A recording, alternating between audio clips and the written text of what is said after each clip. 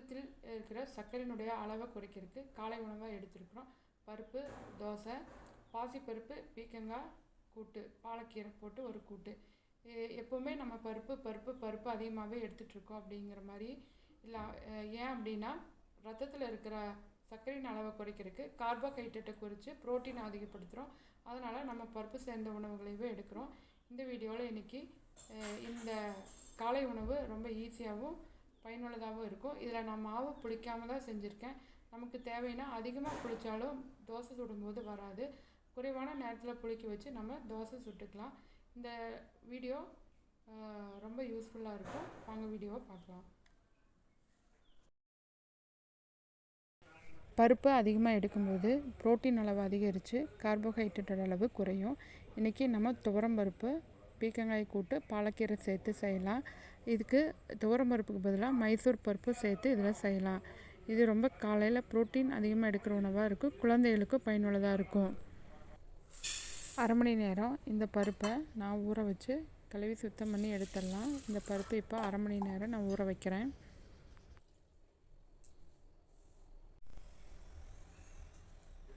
பருப்பு நல்லா ஊறிடுச்சு. இதுக்கப்புறம் இதில் துருவிய கேரட் 2, உப்பு, 5 ஸ்பூன் தயிர் இதெல்லாம் சேர்த்து மிக்ஸி ஜாரில் மாவு பதமாக அரைச்சிட்டு வந்துடலாம். ரொம்ப தண்ணி சேர்க்காமல் அரைச்சிருக்கேன். இதை ஒரு அரை மணி நேரம் மட்டும் ஊற வச்சிடலாம், புளிக்க வச்சிடலாம். அதிகமாக புளித்தாலும் தோசை வராது. மீடியமாக நேரத்தில் நம்ம புளிக்க வச்சு எடுத்துக்கலாம். நான் அரை மணி நேரம் மட்டும் விட்டுருக்கேன். அரை மணி நேரம் பொறுத்து நம்ம தோசை ஊற்ற ஆரம்பிச்சிடலாம். இப்போ இதை மூடி வச்சிடலாம்.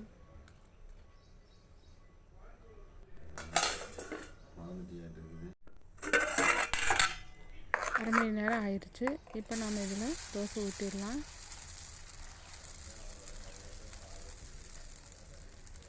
ஆயில் சேர்த்துடலாம்.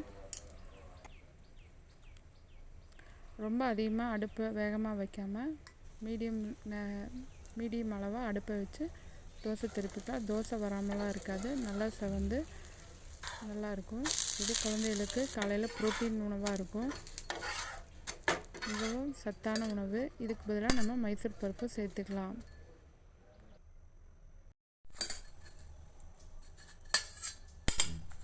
இப்போ பாசிப்பருப்புக்கு எண்ணெய் சேர்த்துட்டு கடுகு சேர்த்துடலாம். அடுத்தது கடலைப்பருப்பு, வெங்காயம்,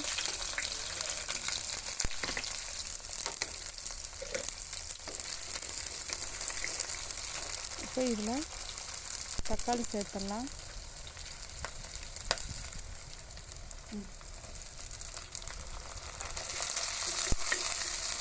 தக்காளி அதிகமாக வணங்க தேவையில்லை. இதுலேயே இப்போ நம்ம கழுவி சுத்தம் செஞ்சுருக்கிற பாலக்கீரை அதை சேர்த்துடலாம். கீரை நல்லா லைட்டாக வணங்கி சின்னதுக்கப்புறம் பீக்கங்காய் சேர்த்துடலாம்.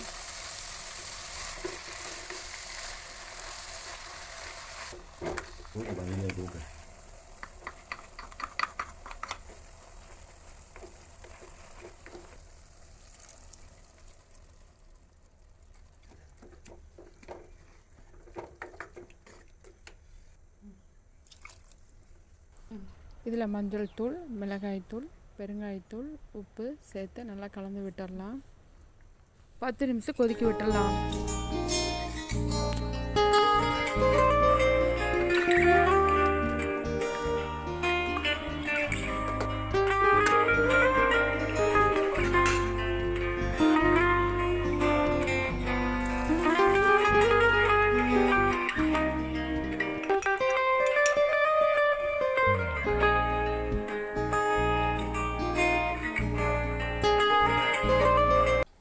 இந்த வீடியோ உங்களுக்கு பிடிச்சிருந்தால் லைக் பண்ணி சப்ஸ்கிரைப் பண்ணுங்கள். நன்றி.